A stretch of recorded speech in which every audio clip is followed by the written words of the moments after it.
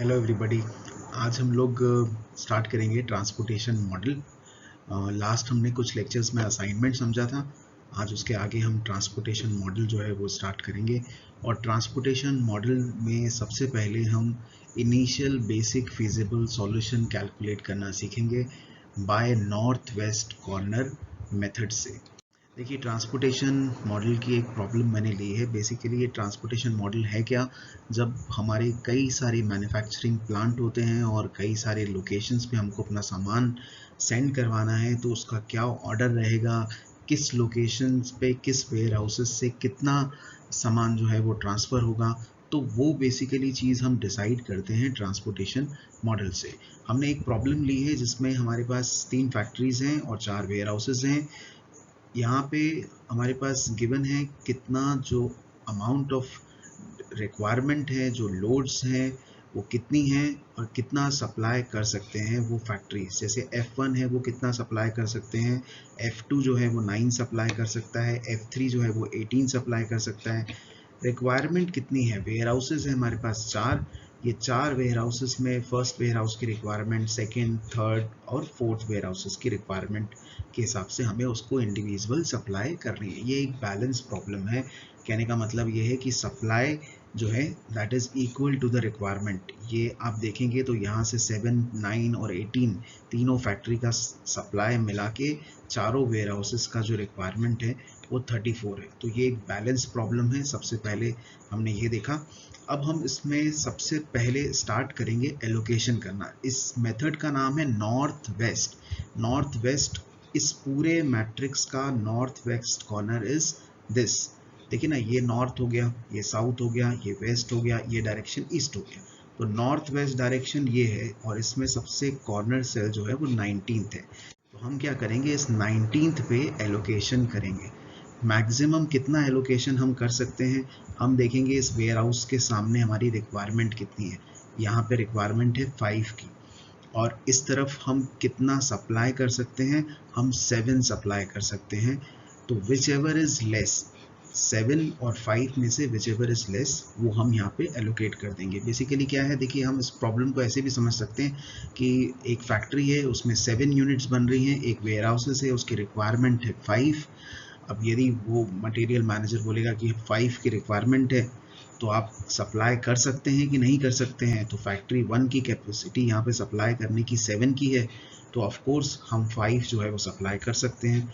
यदि यहाँ पे 5 की जगह वो 9 मांगता कि 9 सप्लाई कर सकते हैं कि नहीं कर सकते हैं, तो उस केस में हम मैक्सिमम यहाँ पे 7 ही सप्लाई कर सकते थे।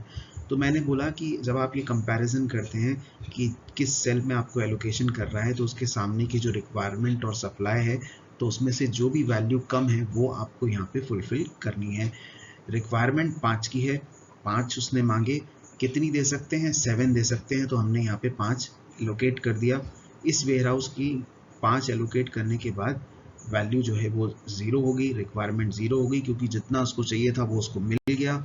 और इस फैक्ट्री में 7 सप्लाई करने के बाद बैलेंस बचा 2। तो हमने इस पूरे मैट्रिक्स में जो ये रिक्वायरमेंट जिस वेयर हाउसेस की फिल हो गई उसको हमने कैंसिल कर दिया। फिर इसके बाद हम बैलेंस बचे हुए मैट्रिक्स पे गए।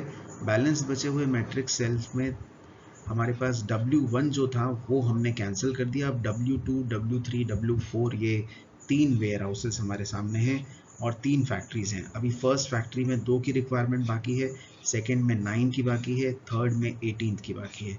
फिर से हमने नॉर्थ वेस्ट कॉर्नर देखा इस सेल का। नॉर्थ वेस्ट कॉर्नर ये 30 वाला सेल, यहाँ पे 8 जो है वेयर हाउसेस की रिक्वायरमेंट है और फैक्ट्री में सप्लाई हम 2 ही कर सकते हैं। अब हमारे पास 2 ही कैपेसिटी बची है। तो सामने वाला बंदा हमसे 8 यूनिट मांग रहा है, लेकिन हम उसको उस फैक्ट्री की कैपेसिटी के हिसाब से अब 2 ही यूनिट दे सकते हैं। तो अगेन 2 और 8 विच एवर इज लेस, ये 2 हमने यहाँ पे एलोकेट करा।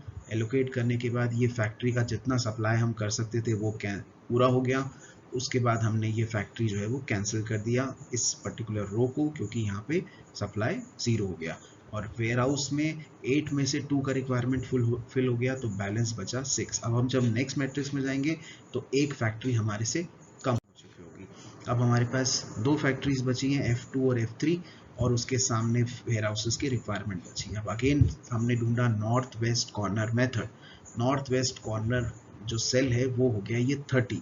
इस 30 में आप कितना सप्लाई कर सकते हैं, 9 सप्लाई कर सकते हैं, और कितना रिक्वायरमेंट है, 6 का रिक्वायरमेंट है।